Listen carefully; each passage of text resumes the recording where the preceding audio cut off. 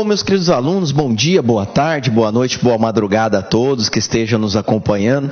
Meu nome é Silvio Soares, como vocês já sabem, estamos aí na disciplina de Direito do Consumidor e Direito do Consumidor no preparatório para a carreira bancária, uma área aí hoje muito visualizada por muitos bacharéis e outras pessoas que se encontram em cursos de economia, cursos de administração, dentre outros cursos superiores. E na nossa aulinha de hoje, nós iremos dar aí um fechamento, trabalharmos os pontos principais de alguns conteúdos interessantíssimos que têm grande chance de serem cobrados na parte específica das nossas provas, de direito bancário. Para quem já acompanhou provas antigas, já observou que nós já tivemos questões requisitadas, questões cobradas de direito do consumidor. Então, para isso hoje nós iremos trabalhar com calma, mas ao mesmo tempo de forma rápida, para que nós tenhamos o quê, uma visão geral sobre esses temas que hoje nós iremos discutir. Quais são esses temas da aula de hoje? Nós iremos falar um pouquinho sobre o direito de arrependimento, sobre as cláusulas abusivas, principalmente nos contratos, nos contratos de adesão, que é aí um tema importantíssimo, um tema que tem grandes chances de ser cobrado junto, aos concursos bancários. Iremos falar um pouquinho sobre o orçamento, sobre as cobranças de dívida de consumo e, para fecharmos com chave de ouro, iremos trabalhar um pouquinho com os órgãos de proteção ao crédito, o famoso SPC e o famoso Serasa. Então, é os temas que nós iremos trabalhar hoje com calma. Mas antes de nós iniciarmos essa aula, pessoal, eu gostaria de fazer uma pequena promoção hoje a vocês que estejam nos assistindo. Hoje, nós vamos lançar aí uma promoçãozinha na seguinte situação. Quem adicionar o professor Silvio junto à sua rede social, Facebook, quem for o primeiro a mandar um recadinho para a gente, falar: professor, eu assisti a aula e quero ganhar o meu Código de Defesa do Consumidor. O primeiro que enviar uma mensagenzinha para nós lá, junto ao Facebook, eu tenho o prazer aí, estar enviando para vocês um Código de Defesa do Consumidor, que eu acho importante para que você fique atento, a esses conteúdos que nós estamos trabalhando e, consequentemente, também o Código de Defesa do Consumidor vai ser a sua arma, certo? Para a sua proteção no seu dia a dia e, consequentemente, para o preparo de outros concursos públicos também, no qual é requisitada a matéria de direito do consumidor. Então, fico esperando vocês lá junto à rede social. Para quem ainda não me adicionou, pessoal, é só jogar lá Silvio Soares, Silvio Soares, muito fácil, vocês conseguirão me localizar, certo? Aqui em Cuiabá, Mato Grosso, no qual nós temos nossa sede da LAC, para nós podermos aí entregarmos aquele primeiro que mandaram a mensagenzinha, certo? Junto ao nosso Face, estarei aí enviando para vocês o Código de Defesa do Consumidor. Bacana, meus queridos alunos, É simplesmente um presente, eu gosto sempre de presentear os meus alunos que nos acompanham, e o primeiro aluno que mandar a mensagenzinha, terá aí acesso, será presenteado com um Código de Defesa do Consumidor. Bacana, pessoal? Então, eu espero vocês lá. O primeiro que acessar a nossa rede social e mandar um recadinho, terá aí, de presente, o Código de Defesa do Consumidor. Bacana, pessoal? Então, fica assim, adicionando lá, você pode lançar o Silvio Soares, que você nos encontrará e participará e concorrerá ao Código de Defesa do Consumidor. É claro, depois de enviada a mensagem lá, o ganhador nós iremos anunciar também no decorrer das nossas aulinhas aí, certo? Para que eu possa já colher os dados e, consequentemente, estar enviando o seu exemplar do Código de Defesa do Consumidor para a sua preparação para os seus concursos públicos. Bacana, pessoal? Então, vamos dar o nosso pontapé inicial da nossa aulinha de hoje. Em primeiro lugar, antes de nós adentrarmos a todo esse conteúdo, pessoal, eu trouxe um ponto muito importante que eu queria debater na nossa aulinha de hoje, que é um tema que pode também vir a ser cobrado na sua prova, para os concursos bancários, que é chamado de desconsideração da personalidade jurídica. Professor, o que é esse nome gigantesco que nós temos? A desconsideração da personalidade jurídica nada mais é, meus queridos alunos, que a quebra da personalidade da empresa, para que aqueles valores, aquela determinada dívida recaia sobre o patrimônio particular dos sócios. Isso nós observamos muito na prática hoje, né? Quando nós falamos que a empresa está, né, em insolvência ou em fase de insolvência, busca-se, né, a quebra dessa personalidade da empresa para que atinja aquela dívida ao patrimônio particular dos sócios. Isso nós chamamos de desconsideração da personalidade jurídica. E essa desconsideração, meus queridos alunos, ela hoje se encontra num artigo específico do CDC, que é o artigo 28. E o artigo 28, é importante que nós façamos a leitura do mesmo, para que nós tenhamos atenção a alguns pontos importantes, que nos falam o seguinte, vamos fazer a leitura? Artigo 28. O juiz poderá desconsiderar a personalidade jurídica da sociedade quando, em detrimento do consumidor, houver abuso de direito, excesso de poder, infração da lei, ato ou fato ilícito, ou violação dos estatutos ou contrato social. A desconsideração poderá ser efetivada quando houver falência, estado de insolvência, encerramento ou inatividade da pessoa jurídica, provocados por má administração. Notem, meus queridos alunos, que o caput do artigo 28, ele já nos estabelece situações das quais o consumidor, ele poderá requisitar a desconsideração da personalidade jurídica. Ou seja, né, nós temos vários casos, abuso, né, alterações ilícitas do contrato, do estatuto social, má administração que provoca aí uma insolvência, uma falência, dentre outras características. Professor, mas o que é importante nós sabermos desse ponto, quanto à desconsideração da personalidade jurídica? É importante que nós saibamos, meus queridos alunos, uma pequena diferenciação existente.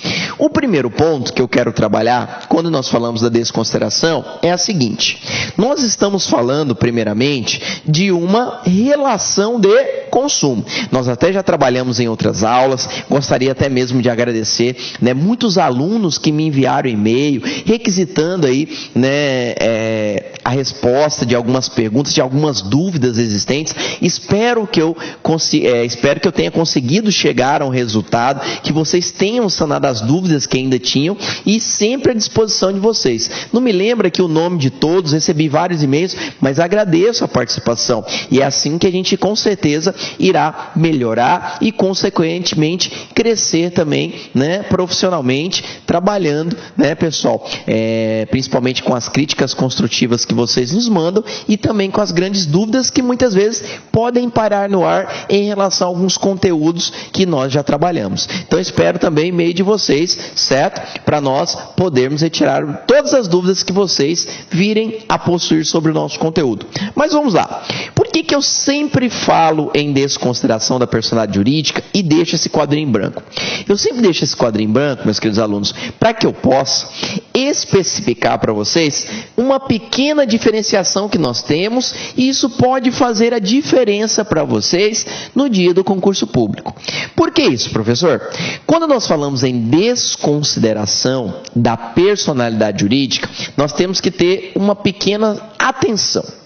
Essa desconsideração, meus queridos alunos, ela pode ocorrer em duas situações. Como assim duas situações? Nós encontraremos a desconsideração da personalidade jurídica, que é amparada pelo Código Civil. Então vamos colocar lá a desconsideração da personalidade jurídica, que é amparada pelo Código Civil, e a desconsideração da personalidade jurídica, que será amparada pelo Código de Defesa do Consumidor.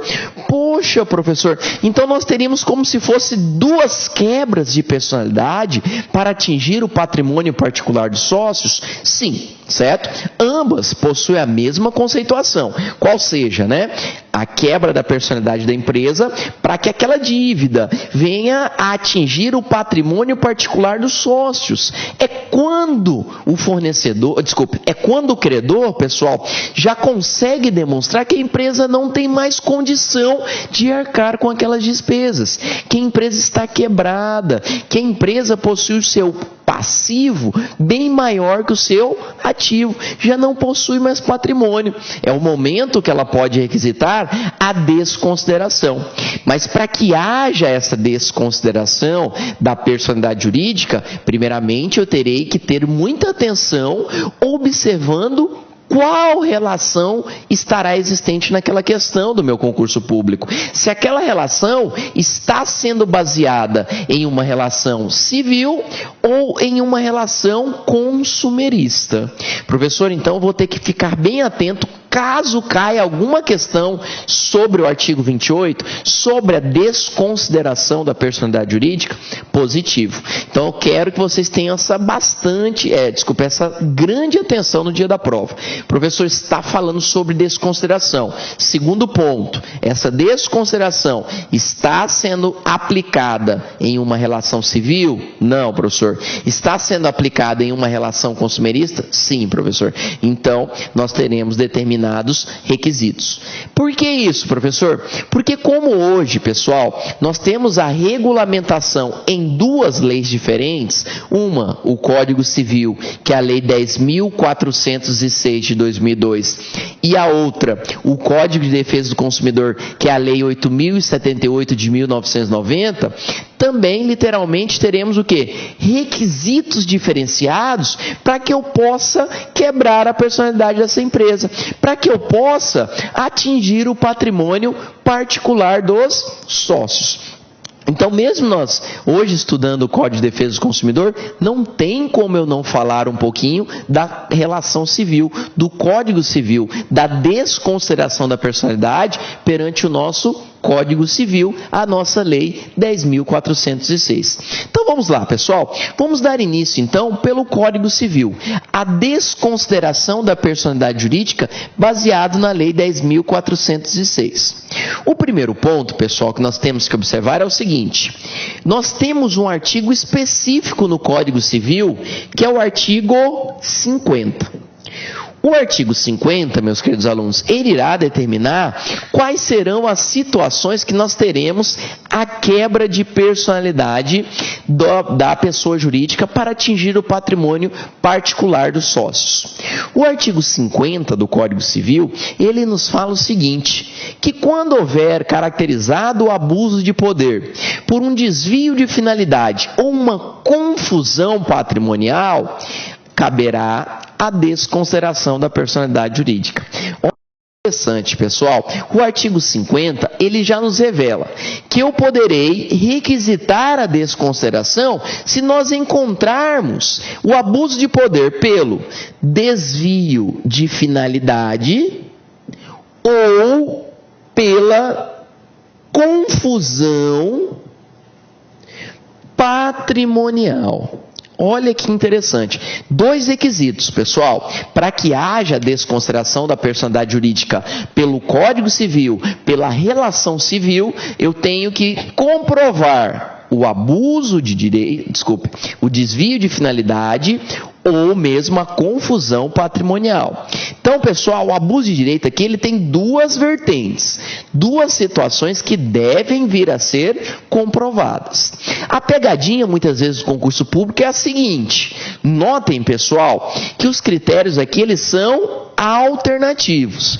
Desde que eu comprove o desvio de finalidade ou a confusão patrimonial, já irá trazer a possibilidade que eu consiga a quebra de personalidade dessa empresa e que venha responder por essa dívida o patrimônio particular dos sócios. Então preste atenção nessa primeira pegadinha.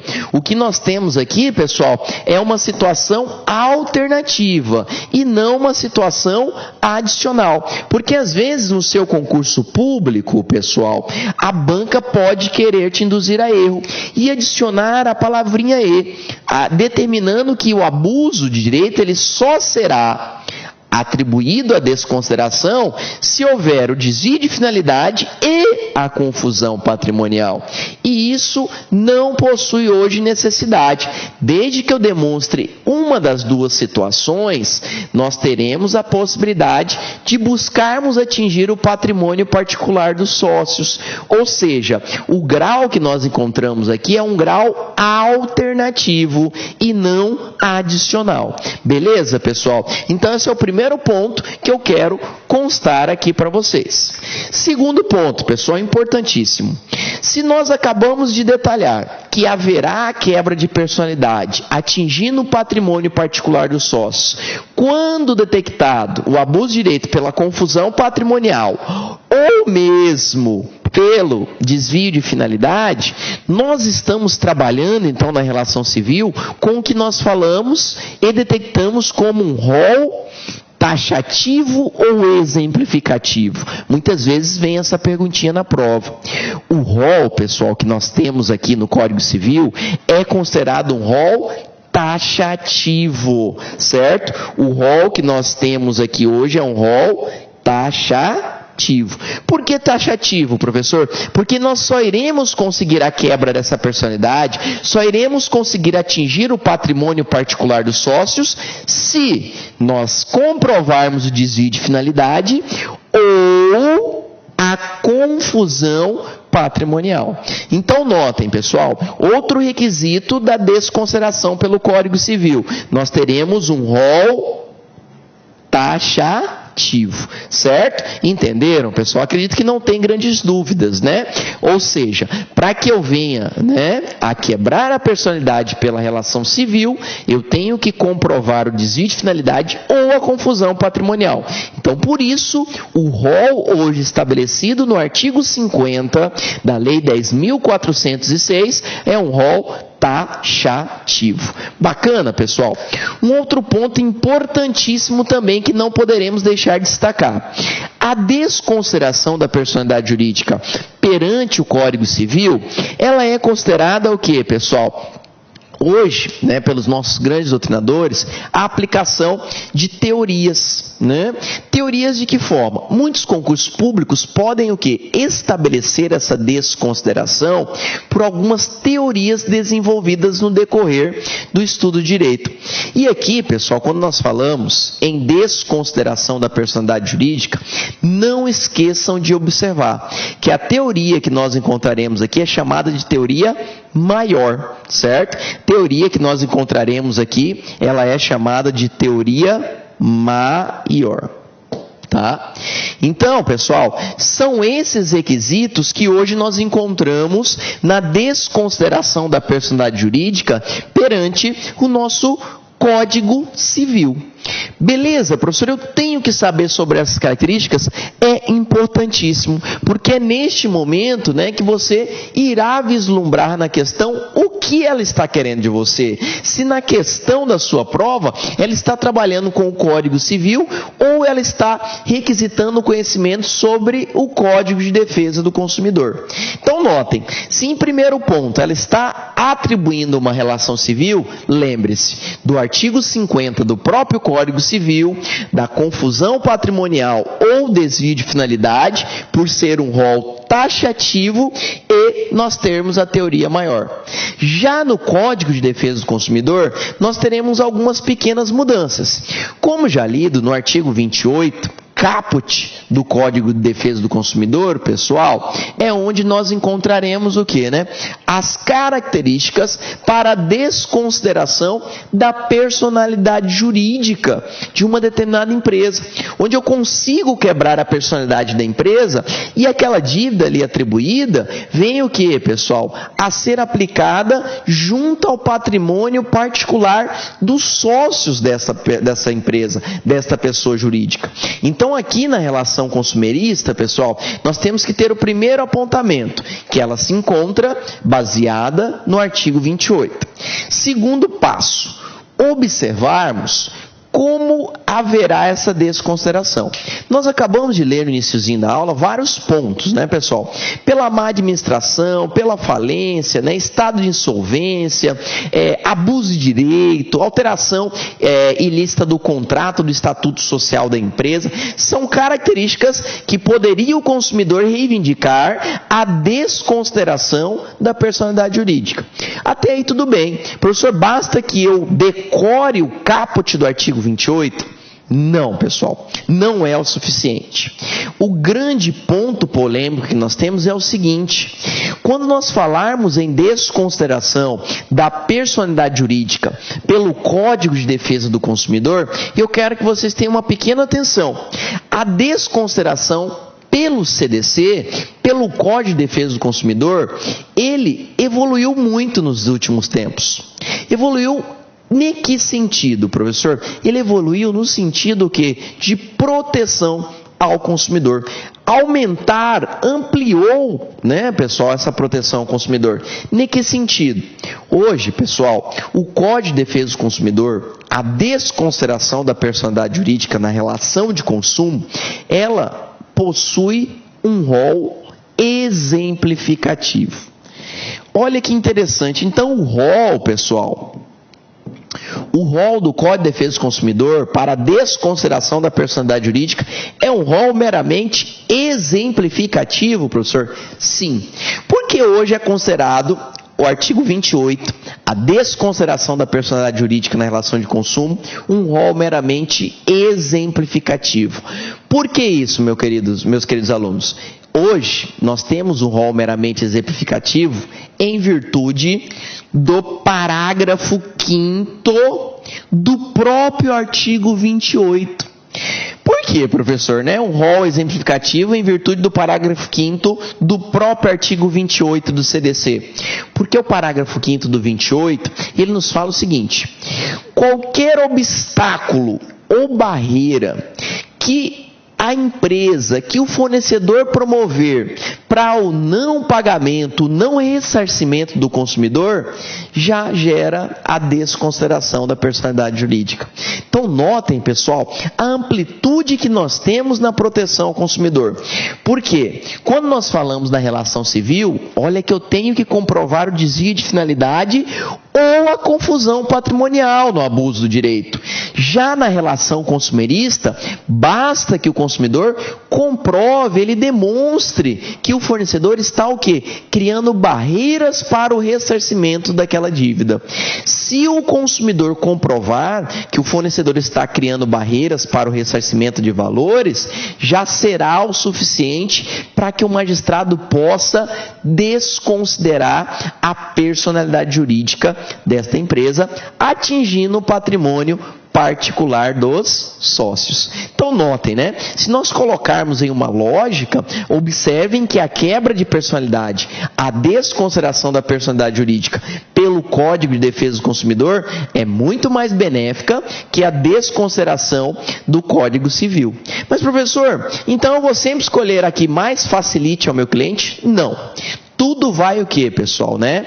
Fazer efeito e ser aplicado conforme a circunstância e o caso concreto. Se nós tivermos meramente uma relação civil, aplica-se Código Civil. Se nós tivermos uma relação consumerista, que nós já trabalhamos, quando haverá uma relação consumidor-fornecedor, nós poderemos aplicar o CDC e, consequentemente, termos uma quebra da personalidade jurídica da empresa e atingirmos o patrimônio particular do sócio de uma forma mais simplificada e mais o que, pessoal? Fácil, né? Atribuída à figura do consumidor. E por último aqui, pessoal, nós iremos observar que se nós temos, né, a quebra de personalidade junto ao Código Civil aplicado pela teoria maior, aqui na relação consumerista nós teremos a teoria menor. Olha que interessante, né? Código Civil, gigante, maior. Código de Defesa do Consumidor, pequenininho, lei específica, teoria menor. Então são características, pessoal, que nós não poderemos esquecer. São características importantíssimas para que nós tenhamos, a possibilidade de chegarmos a um resultado positivo e acertarmos o gabarito da questão. É muito importante que nós tenhamos essa diferenciação entre a desconsideração da personalidade jurídica na relação de consumo e a desconsideração da personalidade jurídica na relação civil. Notem, ambas têm a mesma conceituação: quebra da personalidade da empresa para atingir o patrimônio particular dos sócios. Só que cada uma possui as suas características específicas, certo? Bacana, pessoal? Espero que vocês tenham compreendido. Qualquer dúvida, estarei à disposição. Eu sempre gosto de trazer esse quadrinho para que não tenham dúvidas, ou para que quando o concurso público, quiser criar pegadinhas, vocês saberão já das saídas existentes. Porque uma coisa é nós falarmos em desconsideração da personalidade jurídica junto ao Código Civil, e outra coisa é nós falarmos da desconsideração da personalidade jurídica junto ao Código de Defesa do Consumidor. Beleza, pessoal? Então vamos meter bala, que hoje nós temos bastante conteúdo. Segundo ponto da nossa aulinha de hoje, um tema interessantíssimo, pessoal. Um tema que eu gostaria de trabalhar com vocês, que é o artigo 40 do Código de Defesa do Consumidor.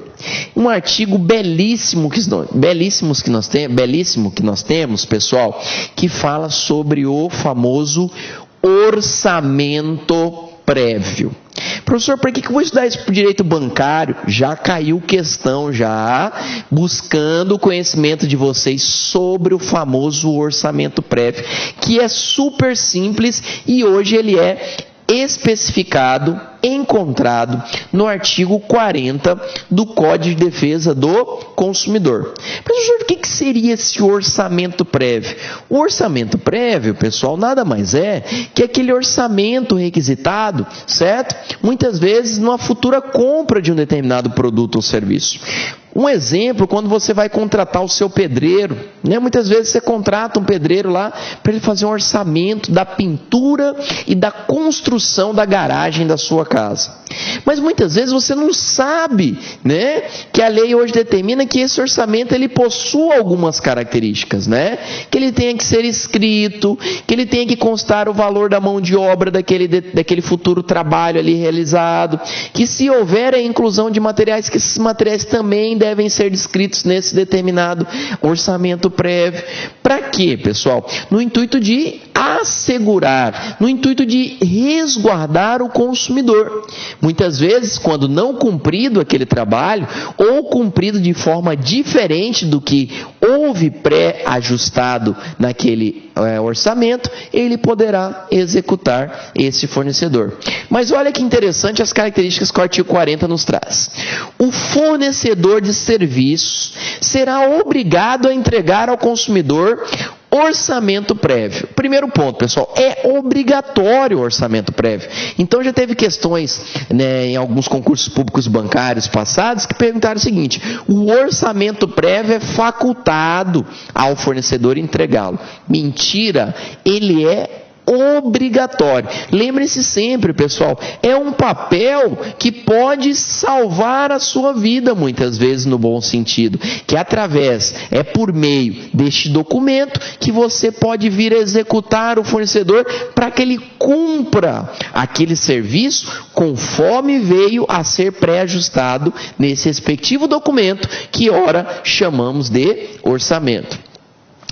Discriminando o valor da mão de obra, dos materiais e equipamentos a serem empregados, as condições de pagamento, bem como as datas e términos do serviço. Importantíssimo, pessoal, como já dito, o orçamento prévio ele é completo. Não basta simplesmente constar a mão de obra. Se esse fornecedor ele já está cedendo todo o material que ele será aplicado, consequentemente nós teremos o quê? A discriminação de todos esses materiais e principalmente, meus queridos alunos, a inclusão do início e término dessa respectiva obra, porque nós sabemos hoje, né, o quanto nós temos de dor de cabeça no momento da contratação de um serviço profissional, né, de mestre de obras, de pedreiros, dentre outros profissionais que venham executar um determinado serviço. Então, o orçamento prévio, ele tem esse vínculo de resguardar o consumidor e estabelecer o quê? Um grande direito de executar esse determinado orçamento que não veio a ser cumprido conforme veio a ser ajustado entre essas partes. Esse é o principal objetivo do orçamento. Vamos lá. Parágrafo 1º. Salvo estipulação em contrário, o valor orçado terá validade pelo prazo de 10 dias, contados do seu recebimento pelo consumidor. Pessoal, isso eu quero que vocês tomem bastante cuidado na provinha de vocês. Salvo estipulação em contrário, o valor orçado terá validade pelo prazo de 10 dias. Então, notem, pessoal, caso não tenha estipulação em contrário, o prazo de validade daquele orçamento será de 10 dias. Por que eu digo isso, professor? Porque muitas vezes a questãozinha do seu concurso público pode estabelecer o seguinte, que as partes estabeleceram o prazo de validade de 5 dias. E aí, qual que vai ser aplicado? Os 5 dias estipulados entre as partes ou os 10 dias determinados pela lei?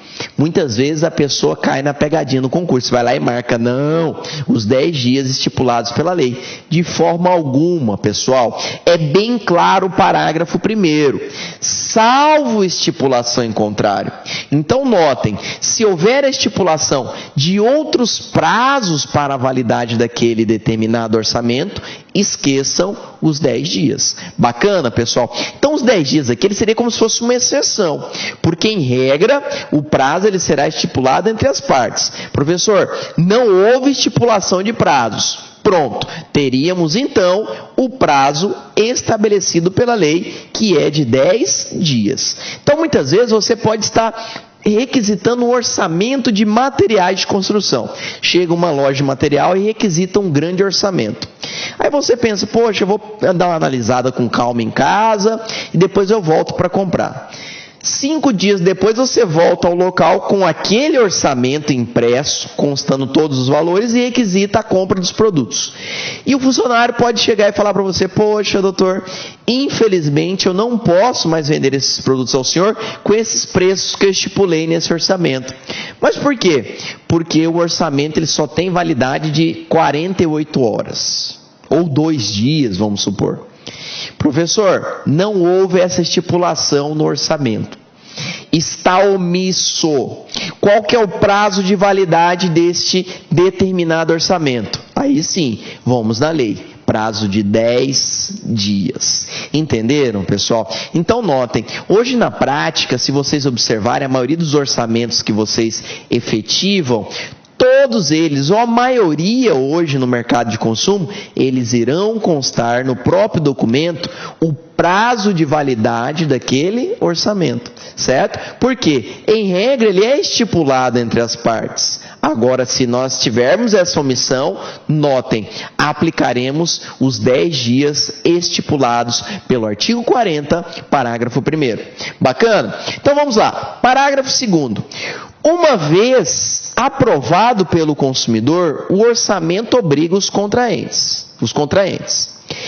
E somente pode ser alterado mediante livre negociação das partes. Importantíssimo, até deixei em negrito aqui para vocês, pessoal. Outro ponto que já foi cobrado em provas passadas. Se houve, pessoal, a estipulação daquele orçamento prévio, vincula os contraentes, certo? Aquele que está oferecendo com aquele que recepcionou. Ótimo. Mas este orçamento prévio, a qualquer momento, ele pode vir a ser alterado, desde que tenhamos o que, pessoal, né? O consenso entre as partes. Uma pegadinha que já houve no concurso público foi a seguinte, que após Aprovado o orçamento prévio, após vinculado o orçamento prévio entre as partes, ele não poderá mais ser alterado. Falso. Se houver a livre manifestação das partes, em qualquer momento, aquele orçamento prévio que já veio a ser aprovado, ele pode sim ser alterado. Basta que tenhamos o quê, pessoal? Esse consenso, essa livre negociação entre as partes que aprovaram aquele orçamento. Bacana? Parágrafo 3º e último do artigo 40. O consumidor não responde por quaisquer ônus ou acréscimos decorrentes da contratação de serviços de terceiros, não previstos no orçamento prévio. Como assim, professor? Se você contratou um determinado profissional e esse profissional repassou esse serviço a um terceiro, notem, problema dele, você o contratou. Se ele repassou esse serviço a terceiro, todo o risco será por conta dele. Você, consumidor, não terá a obrigatoriedade de pagar nenhum valor a mais. Por que eu digo isso? Muitas vezes, pessoal, nós contratamos um profissional para fazer uma construção. Quando ele termina, ele fala, poxa, doutor, como eu tive que empenhar um outro profissional, nós temos que alterar o orçamento prévio que eu estipulei com o senhor, que foi aprovado. De forma alguma, porque esse risco, pessoal, é do fornecedor, é daquele que você veio a contratar, salvo se a questão vier a determinar que houve o quê, pessoal, né? Um consenso entre as partes para alteração do contrato aprovado. Aí, tranquilamente, se não houve um consenso, se não foi informado sobre essa alteração, a contratação de terceiros, o repasse desse trabalho, não tem conta e risco do consumidor, mas será em conta e em risco do fornecedor que repassou esse serviço a terceiros para a conclusão ou para, né, o início daquela determinada obra. Bacana, pessoal? Então, notem a importância que nós temos hoje quanto à figura do orçamento prévio. É muito importante, pessoal. Sempre requisite o orçamento prévio, como já diz a lei, de forma escrita, para que isso venha assegurar diversos direitos a vocês e, consequentemente, né, nós termos questões que possam também vir a cair nos concursos bancários que vocês estão prestes a fazê-los. Bacana? Então, beleza. Vamos então dar continuidade aos nossos conteúdos. Outro ponto importante hoje da nossa aula, pessoal, falarmos um pouquinho sobre as cobranças de dívida de consumo. Um tema importantíssimo que nós não podemos deixar de observar, pessoal. Tema fantástico. Professor, cobranças de dívida de consumo, o que tem a ver com o nosso concurso bancário? Tudo, pessoal. Já tivemos também em concursos passados questões cobradas relativos a este conteúdo. Onde ele está previsto no Código de Defesa do Consumidor? As cobranças de dívida de consumo, elas se encontram previstas no artigo 42 e artigo 42A do nosso Código de Defesa do Consumidor. Vamos lá. O artigo 42 caput do nosso Código de Defesa do Consumidor, ele já irá nos determinar, meus queridos alunos, as formalidades existentes hoje para que tenhamos a cobrança de uma determinada dívida de consumo. Aquele que é credor, ele possui o direito de cobrar, mas esse direito de cobrar, ele possui também limites, e muitas vezes na prática esse limite ele é extrapolado. E é claro, quando ele vem a ser extrapolado, consequentemente esse credor ele poderá responder pelos danos ocasionados àquele que devia, aquele muitas vezes considerado consumidor. Olha o que nos define o caput do artigo 42 do CDC. Na cobrança de débitos, o consumidor inadimplente não será exposto ao ridículo, nem será submetido a qualquer tipo de constrangimento ou ameaça. Importantíssimo, pessoal. As cobranças, elas poderão ser efetivadas, como dito, mas nós temos que tomar cuidado. como elas devem ser feitas, nós não podemos expor ao ridículo ao consumidor, nós não poderemos ameaçar esse consumidor ou trazer qualquer tipo de constrangimento. Então nós podemos encontrar hoje, pessoal, cobranças que possam vir a ser consideradas ameaçadoras ou constrangedoras. Cobranças, por exemplo, aos finais de semana, cobranças feitas fora do estabelecimento, fora do horário, comercial, cobranças feitas, pessoal, insistentemente via SMS. Já pensou de 2 em 2 minutos, 24 horas por dia, você receber mensagens de uma determinada empresa da qual você está inadimplente, lhe cobrando?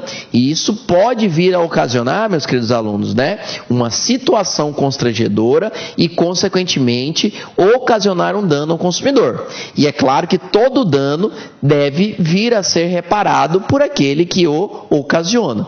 Então, nós já encontramos julgados que muitas vezes aquele que deve, em virtude dos tipos de cobranças efetivadas, vem a responder na reparação desses danos, principalmente quanto aos danos morais, em virtude desses constrangimentos.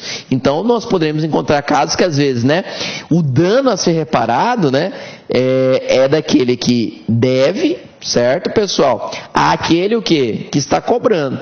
Então, o credor tem que ficar esperto, porque, às vezes, em vez dele receber, ele pode vir a ter que pagar, Então a cobrança ela tem que ser sempre limitada, dentro dos períodos comerciais, com pessoas devidamente preparadas. Vocês podem sim enviar as famosas notificações extrajudiciais, informando, requisitando que aquela pessoa compareça para vir quitar as suas dívidas ali em aberto, ou até muitas vezes oferecer um desconto, ou retirar as multas, os juros. Existem vários meios hoje admitidos para que você chegue a um resultado positivo e consiga o recebimento daqueles valores. Mas todo constrangimento, toda ameaça, toda situação vexatória que possa vir a ser constatada, infelizmente, o credor vai vir a responder sobre esses danos ora praticados.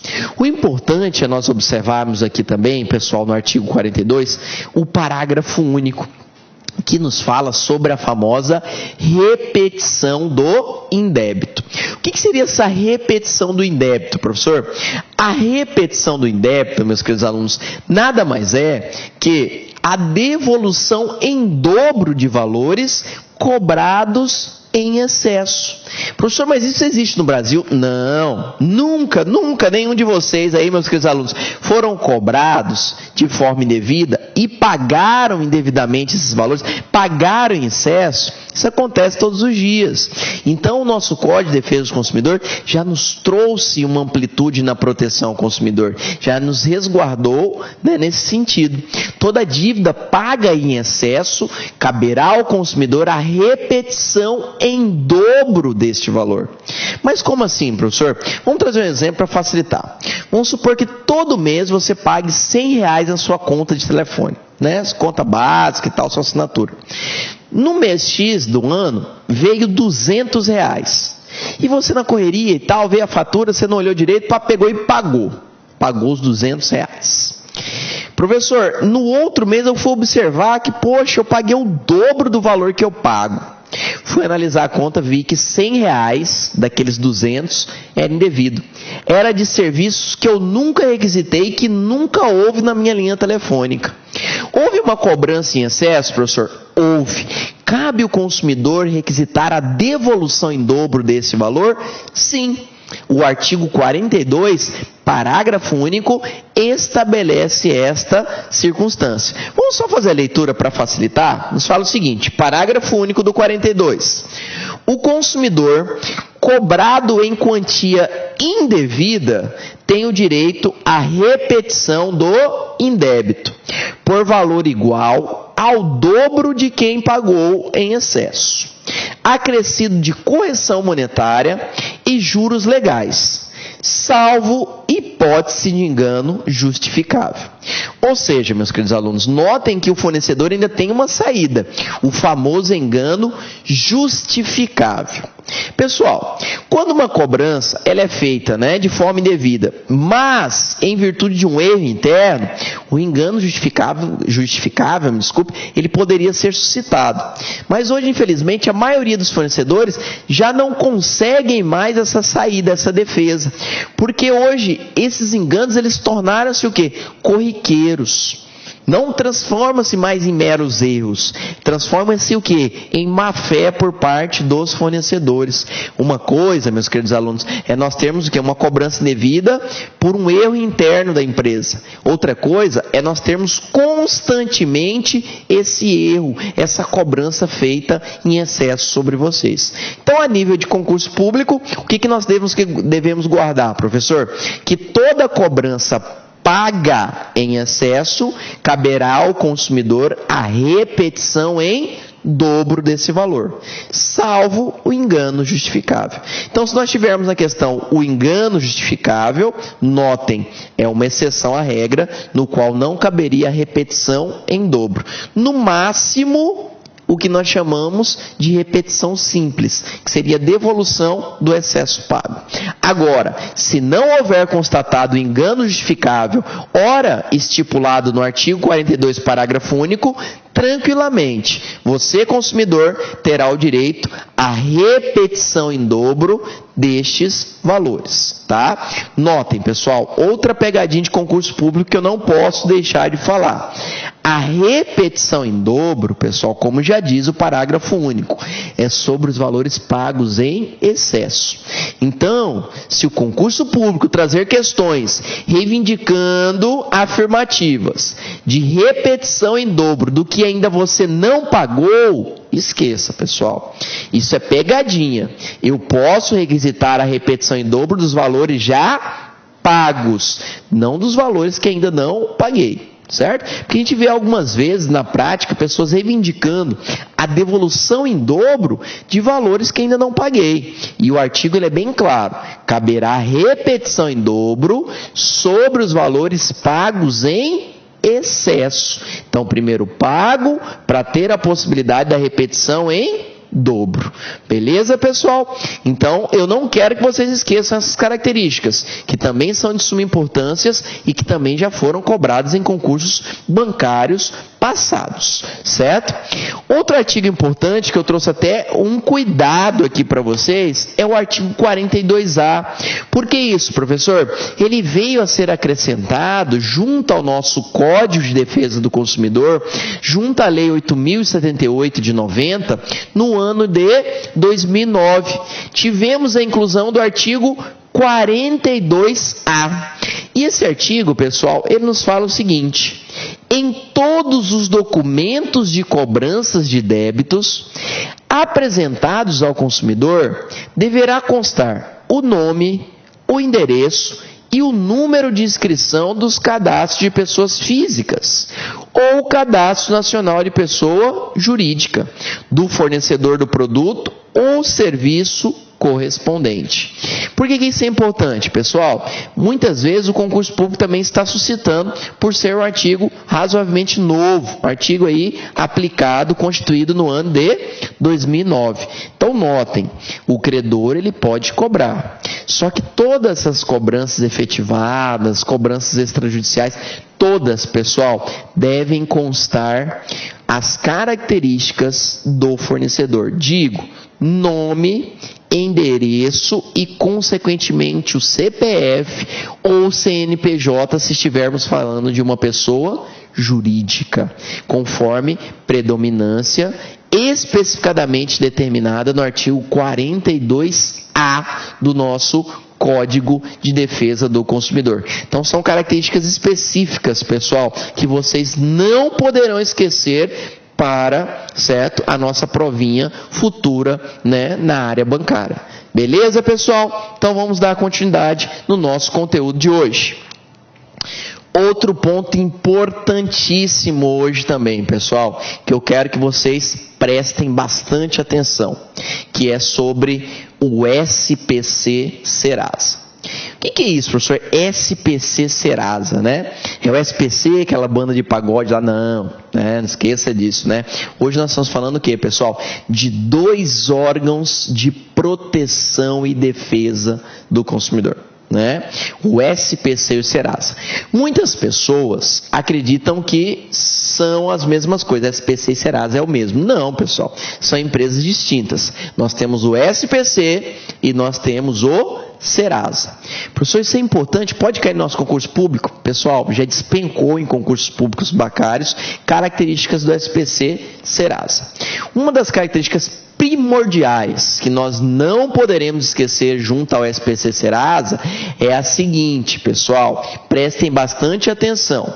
Artigo 43, caput do Código de Defesa do Consumidor, ele já nos traz alguns detalhes falando o seguinte: o consumidor, sem prejuízo disposto no artigo 86, terá acesso às informações existentes em cadastros, fichas de registro e dados pessoais e de consumo arquivados sobre ele, bem como sobre as suas respectivas fontes. Então notem, pessoal, todo consumidor ele tem direito a acesso às informações relativas sobre ele. Então, chegando a esses órgãos de proteção, SPC, Serasa, eles são obrigados, pessoal, a ceder informações sobre você, sobre o seu CPF, o seu cadastro de pessoa física que você possui, certo? Então, não existe impedimento para que você chegue a esse órgão e reivindique, certo? Um extrato sobre a sua situação perante os mesmos. Se encontra-se o seu CPF, a sua pessoa, negativada por alguma determinada empresa. Olha que nos fala, pessoal, o parágrafo 1º, de suma importância. Parágrafo 1º do artigo 43. Os cadastros e dados de consumidores devem ser objetivos, claros, verdadeiros e em linguagem de fácil compreensão, não podendo conter informações negativas referentes a período superior a 5 anos. Como assim, professor? Hoje, nós temos que observar o seguinte: você que está negativado, você que comprou seus produtos, né, pagou só a primeira parcela lá no seu magazine, falou, pô, professor, não tive condição de pagar as outras parcelas, ou o meu produto estragou e eu não quero mais pagar. Não façam isso, pessoal. Se o produto estragou, isso não impede que você deixe de estar adimplente com as suas parcelas. Você tem que ir lá e tem que pagar. É uma obrigação sua. Nós já iremos discutir já discutimos em outras aulas o que você pode reivindicar quando o seu produto está estragado, certo? Porque a partir do momento que você deixa de pagar, gera uma inadimplência e, consequentemente, o fornecedor pode sim te incluir junto ao rol dos maus pagadores. Então a gente tem que tomar um pouquinho de cuidado quanto a essas situações. Então vamos lá. Pessoal, primeiro ponto. Qual que é o período máximo que poderá o fornecedor manter você negativado junto aos órgãos de proteção ao crédito? Primeiro ponto, pessoal, nós temos o prazo quinquenal. Certo? O que é um prazo quinquenal? Um prazo de até 5 anos, pessoal. É o prazo máximo que nós temos para que o fornecedor mantenha o seu nome junto ao rol dos maus pagadores, seja no SPC, seja no Serasa, ou dentre outros órgãos de negativação. Beleza? Então, muitas vezes a prova fala assim, ó, o fornecedor poderá manter o nome do consumidor negativado por um período máximo, ou por um período quinquenal. Se falou em quinquenal, lembre-se, 5 anos. Esse prazo, pessoal, é um prazo prescricional. Certo? Então guarde isso na cabeça. Quando eu falar de SPC Serasa, o prazo máximo de negativação é de 5 anos e esse prazo ele é um prazo prescricional. É o famoso PP5, certo, pessoal? Por que eu falo PP5? Só para facilitar. Quando você falar em SPC ou Serasa, certo? Lembre-se do PP5. Por quê, professor? Prazo prescricional de 5 anos, certo? O PP5 é muito famoso. Então, quando eu falar em SPC Serasa, lembre-se do famoso PP5, não tem como errar. PP5, 5 anos, o prazo é prescricional. Se você esquecer quantos anos, lembre-se da palma da sua mão. A resposta está na palma das suas mãos, certo? Não são 5 dias, não são 5 horas, não são 5 minutos, professor. São 5 anos o prazo máximo de negativação daquele consumidor junto aos órgãos de proteção ao crédito. Outro ponto, pessoal, que nós temos que tomar muito cuidado, que é pegadinha também de concurso público, é o seguinte: não confundam o prazo de 5 anos, prazo prescricional de 5 anos, quanto a negativação com a prescrição da dívida, tá? Não vai confundir as coisas, não. Aqui nós estamos falando que o prazo máximo para manter você negativado é de 5 anos. Em nenhum momento nós falamos o quê? Da prescrição da dívida. Porque muitas vezes, pessoal, a prescrição da dívida pode ser prazos maiores, mas o prazo de negativação ele é no máximo em 5 anos. Por isso que muitas vezes no jeitinho brasileiro nós falamos o seguinte: se prescrever a negativação, não vou mais pagar, porque prescreveu a dívida. Tomem cuidado, porque muitas vezes ela ainda não prescreveu. O que prescreveu em relação ao fornecedor é a negativação do consumidor em relação àquela dívida, certo? Então o prazo máximo que ele tem é de até 5 anos manter você negativado junto a esses órgãos de proteção. Bacana, pessoal? Outro ponto também que não podemos esquecer. Professor, se no concurso público falar o seguinte, uma alternativa que o consumidor foi lá e quitou a dívida, certo? Ele estava negativado, arrumou o dinheiro, foi lá e quitou a dívida. Qual que é o prazo que o fornecedor terá para excluir o seu nome junto ao rol dos maus pagadores, junto ao SPC Serasa? O artigo 43, ele também já nos especifica esse prazo, meus queridos alunos. Olha que interessante. Ele nos fala o seguinte, que o prazo máximo para excluir o nome do consumidor após a quitação da dívida será de 5 dias. Pegadinha do concurso. 5 dias úteis, pessoal, tá? Não é 5 dias corridos. Repetindo, o prazo para exclusão do seu nome junto ao rol dos maus pagadores a partir da quitação da dívida será de 5 dias úteis e não 5 dias corridos, tá? Porque eu já vi essa questãozinha em concurso passado, falando o seguinte: o prazo para exclusão do nome do consumidor após a quitação da dívida será de 5 dias corridos. Notem, ou assim, será de 5 dias. Aí na outra vem, será de 5 dias úteis. É essa a resposta. É 5 dias úteis, meus queridos alunos, tá? Essa previsão também está específica no artigo 43 no decorrer dos seus parágrafos. Outros pontos aqui importantíssimos também, pessoal, eu adoro falar de SPC Serasa, é o seguinte: algumas súmulas que hoje nós encontramos junto ao STJ.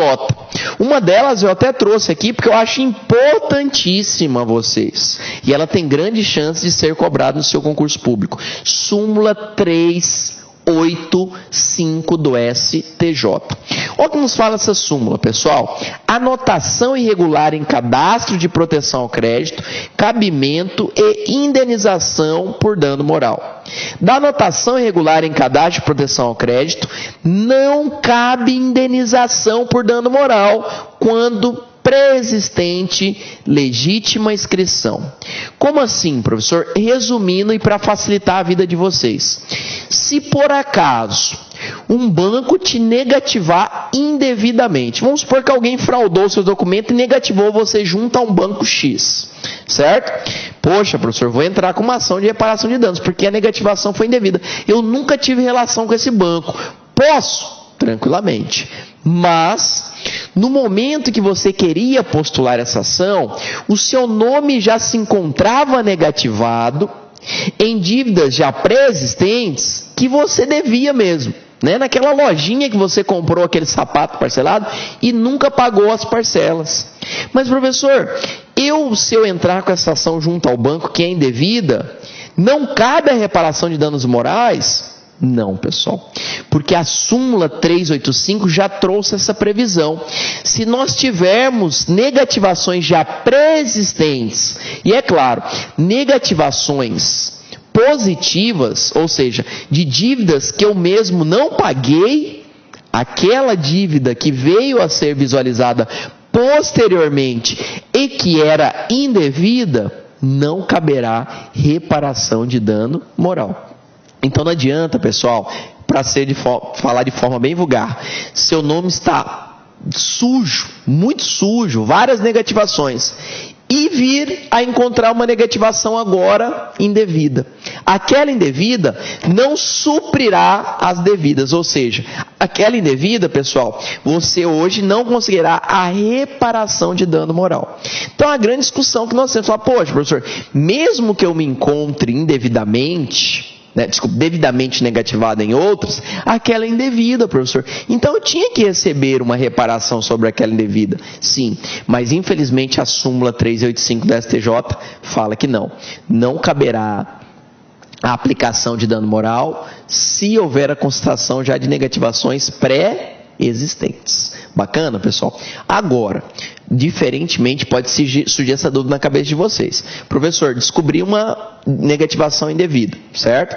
Só que eu já tinha negativações pré-existentes, anteriores. Só que essas anteriores também eram indevidas, professor, e todas eu entrei com ações. Aí tranquilo, pessoal, porque no momento que for descoberta essa outra, eu posso informar a justiça que eu já estou discutindo essas pré-existentes, que também são indevidas. Porque aí, nós quebraríamos a súmula 385, trazendo a possibilidade de reparação de danos morais. Então, cada caso é um caso. Eu acho que vocês conseguiram me compreender. Num caso prático, que tem grande tendência de cair na sua prova, é o seguinte: professor, descobriu uma dívida cobrada de forma indevida, uma negativação indevida, e eu já tinha negativações pré-existentes, não caberá dano moral desta que foi descoberta depois. Beleza? Então tome um pouquinho de cuidado para que você não tenha surpresas e para que você não erre a questão. Prática geral, súmula 385. Quando existe dívidas pré-existentes, negativações pré-existentes, aquela descoberta depois, mesmo que acionada judicialmente, não caberá dano moral, mesmo que seja indevida. Bacana, pessoal? Só que não para por aí. O SPC Serasa ainda ele nos trouxe, pessoal, outras súmulas importantes também.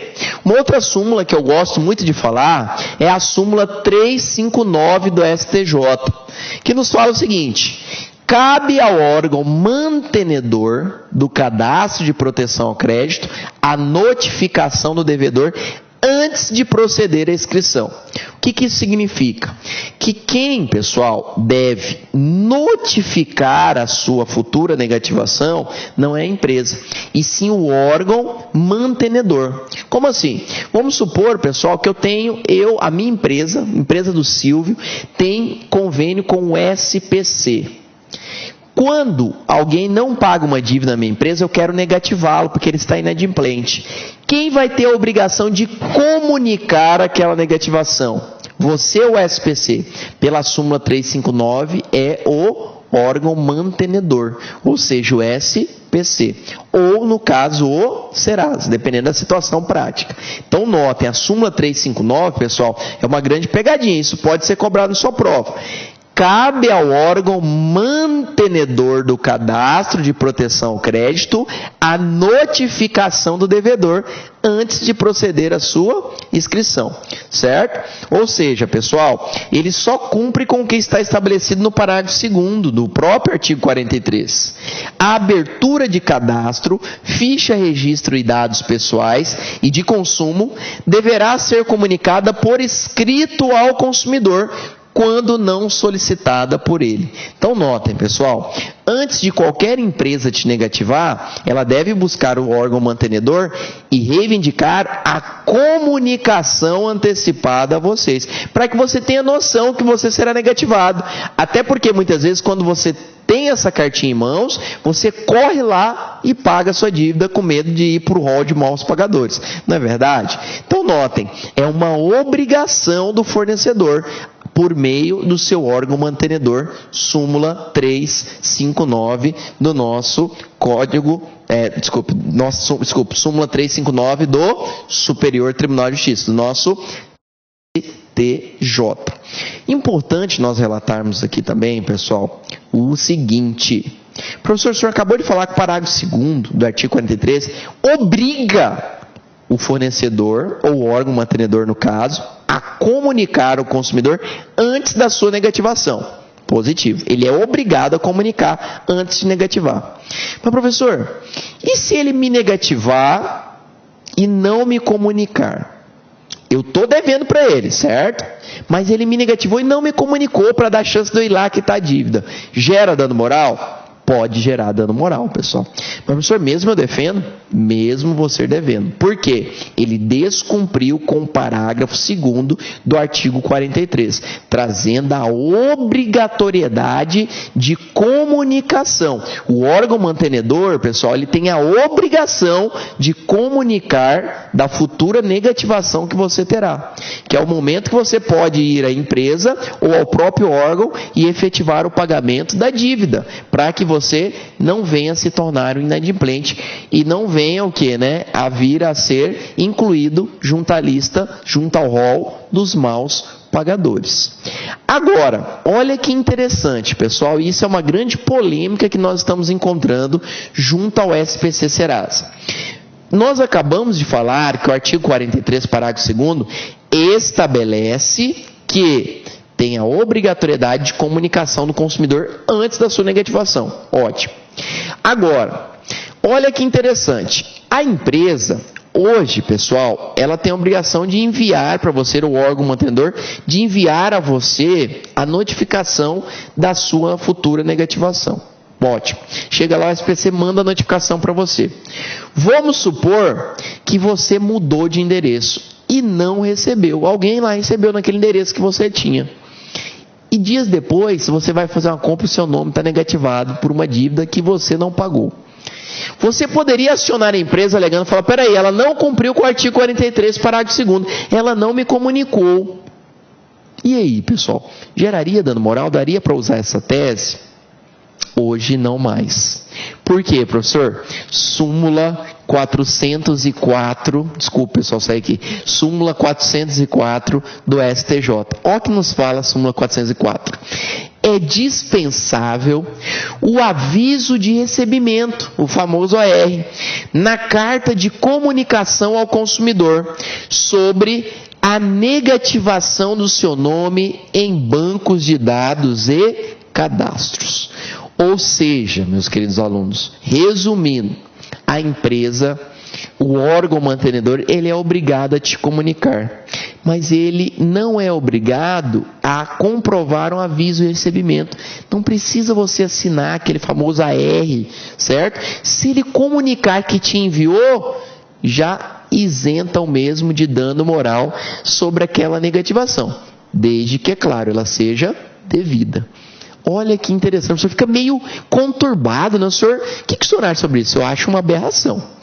Mas, infelizmente, hoje nós temos uma súmula do STJ pacificada, está lá, né? Então, isso tem grandes chances de cair no seu concurso público, pessoal.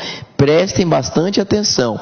Hoje, o órgão mantenedor, o fornecedor, ele tem a obrigação de te comunicar, mas é dispensável o aviso de recebimento. Não precisa eu assinar que recebi. Basta que o órgão mantenedor ou banco, por exemplo, comprove que enviou a comunicação no seu endereço. Professor, por que o STJ chegou a esse resultado? Chegou a esse entendimento? Uma das orientações que eles nos posicionam é a seguinte: porque muitas vezes você muda de endereço e não comunica aos seus fornecedores. Então o fornecedor não tem a obrigação de ficar te caçando junto ao Brasil para onde você mudou. A obrigação de atualização do seu cadastro é do próprio consumidor e não do fornecedor. Então foi um dos entendimentos hoje trazidos para especificar essa súmula 404. Então deixando bem claro que hoje a empresa, o órgão mantenedor, ele simplesmente irá enviar a cartinha te comunicando. Mas é dispensável o aviso de recebimento.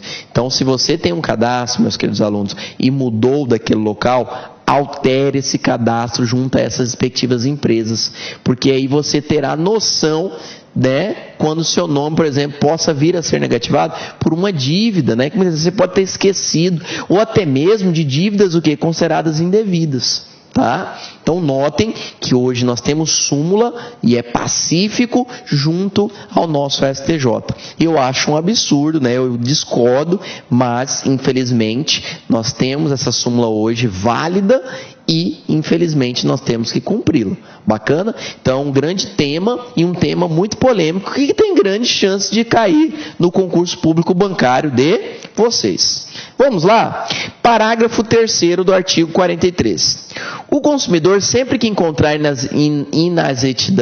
inexatidão nos seus dados e cadastros, poderá exigir sua imediata correção, devendo o arquivista, no prazo de 5 dias úteis, comunicar a alteração dos eventuais destinatários das informações incorretas. Então notem, pessoal, né? Acabamos de falar para vocês, pagou a dívida, nós já temos um prazo máximo para a exclusão do nome. Não é de imediato. Então, muitas vezes pode ser pegadinha do concurso, por falar assim, o consumidor que pagar a sua dívida, quitar a sua dívida, terá o seu nome imediatamente retirado dos órgãos de proteção ao crédito. Mentira, pessoal, certo?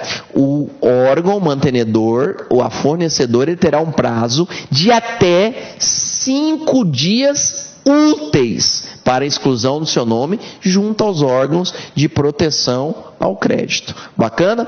Parágrafo 5º, pessoal. Consumada a prescrição relativa a cobranças de débitos do consumidor, não serão fornecidas pelo respectivo sistema de proteção ao crédito quaisquer informações que possam impedir ou dificultar o novo acesso ao crédito junto aos fornecedores. Ou seja, pessoal, passou os 5 anos, que é aquele prazo quinquenal, esse prazo de 5 anos, que é um prazo prescricional, como já dito, não poderá constar junto àquele órgão nenhuma informação que impeça que você consiga novos financiamentos ou novas aberturas de créditos, certo? Isso é importantíssimo nós falarmos. Tá? Então tome muito cuidado. Passou 5 anos, acabou. O órgão, ele é obrigado, o órgão mantenedor, ele é obrigado a excluir automaticamente o seu nome junto ao rol dos maus pagadores. Professor, eu não paguei. Não interessa, a dívida, ela pode ainda existir, mas prescreve o direito daquele fornecedor, do órgão mantenedor, de manter o seu nome junto ao rol dos maus pagadores. Por isso que muitas vezes na parte nós falamos, né? Prescreveu a negativação, saiu o meu nome da SPC Serasa, eu não vou mais pagar a dívida. Esse é um jeitinho brasileiro, mas tomem cuidado, né, pessoal? Uma coisa é prescrever o prazo de negativação, outra coisa é a prescrição da dívida, tá? Então nós estamos discutindo aqui a prescrição do prazo de negativação. Bacana? Então tomem muito cuidado, pessoal. É importantíssimo que vocês tenham essa noção e observem, façam a leitura com forma calma e tranquila dessas súmulas que eu acabei de posicionar. Súmula 385, súmula 359 e súmula 404. Ambas do nosso Superior Tribunal de Justiça, o nosso famoso STJ. Tem grandes chances de ser cobrados no seu concurso público bancário. Beleza, pessoal? Vamos lá, então. Artigo 47. As cláusulas contratuais serão interpretadas de maneira mais favorável ao consumidor. Sempre, pessoal.